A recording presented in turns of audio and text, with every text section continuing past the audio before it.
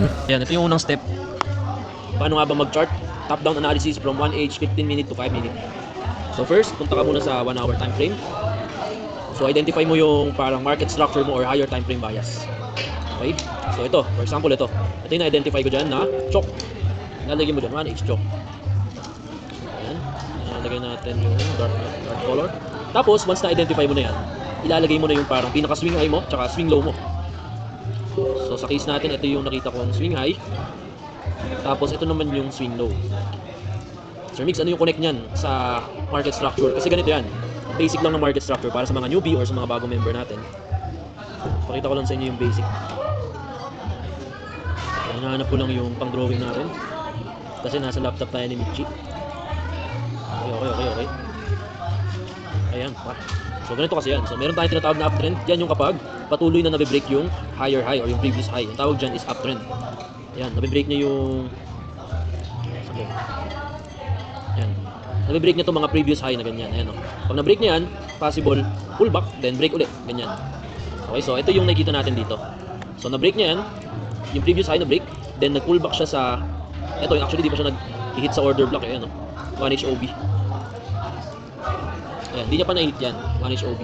So possible, if bababa pa si gold, possible, ito po muna yung balikan niya bago yung continue ni gold yung price niya pataas. So kung tatanungin mo ako, Sir Mix, saan maganda mag-swing position? So dito na yan, sa 1H OB. Diyan ko na yung naabangan. Okay mo na yung higher time frame bias mo. So ang bias mo is uptrend sa higher time frame. So ina-expect mo si gold mag-pullback somewhere sa order block or FBG. So dito, nag-pullback na siya sa FBG. Ayan, pag FBG, mark natin siya siguro as yellow para ano natin yung difference nila. Yellow, sige yellow. Border FBG ang tawag dyan. FBG yan. So yan, nag-bounce na rin siya sa FBG.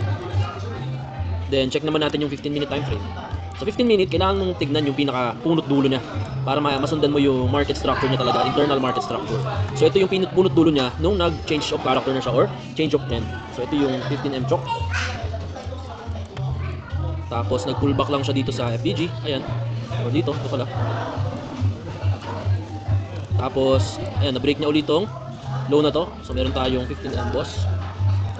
Tapos nag-pullback ulit siya dito sa OB naman, 15M OB. Ito naman i-mark natin as black or gray. Or gray. Okay. Then ito na yung low mo niyan.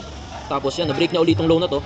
So, matagal yung parang movement ni gold last week bago niya na-break tong swing low niya. So pagka-break niya, nag-pullback ulit siya dito sa OB dito. So may OB dito somewhere, mga 5M OB yan. So dyan, mark na lang natin or check natin.